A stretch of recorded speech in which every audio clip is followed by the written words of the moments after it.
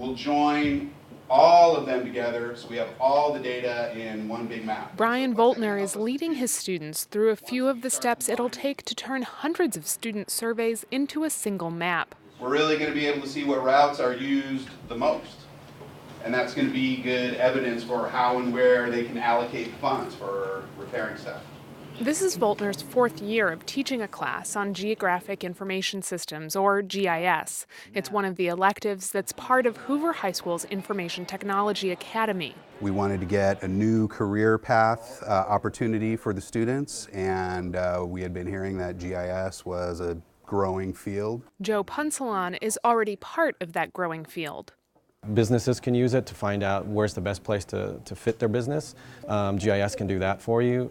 Spatial analysis, modeling, transportation modeling, environmental modeling. It really takes large data sets and compiles it to something that anybody can understand. And thankfully our saviors over here who get stuck somewhere. Punsalon is at Hoover, helping students work through problems. But he isn't a volunteer.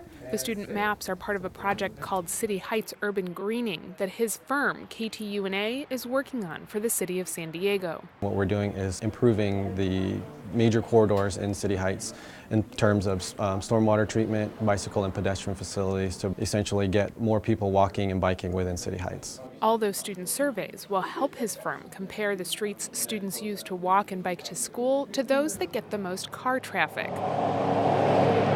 Work like this is what brought senior Esmeralda Ibarra back to the GIS class for a second year.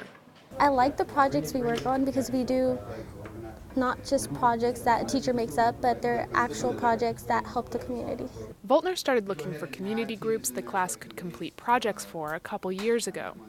Well, I always wanted to get the students out of class and doing something that's authentic and getting them some real world experience. But even more so than that, I wanted projects that would start to give them a sense of empowerment and help them begin developing their voice.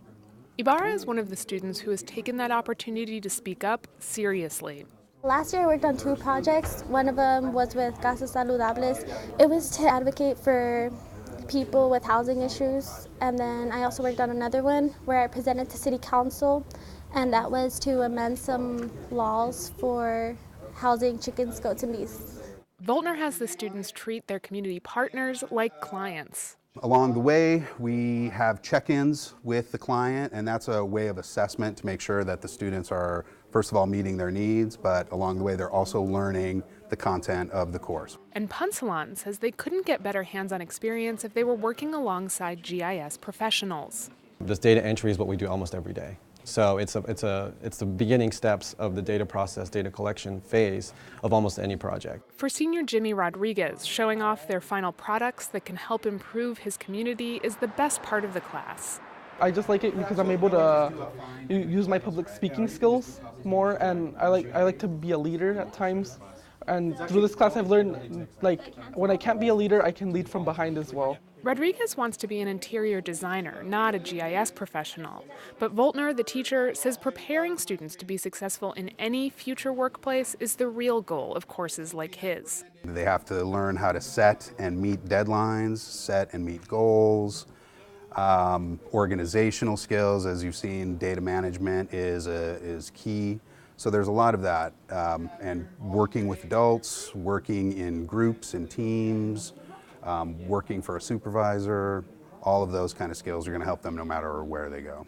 And research shows that classes like this one, that show students how their academic work is tied to the real world, improve student achievement and graduation rates. A week later, Rodriguez sees that connection close up and gets to put his public speaking skills to work when the class's finished maps are on display at a community forum. University, El Cajon, Orange, and Fairmont are the most traversed streets by students.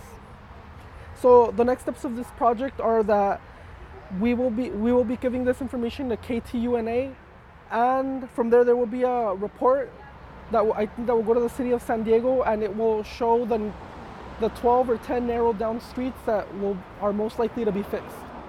He says he may not be old enough to vote yet, but he knows he has the power to shape his community. Kyla Calvert, KPBS News.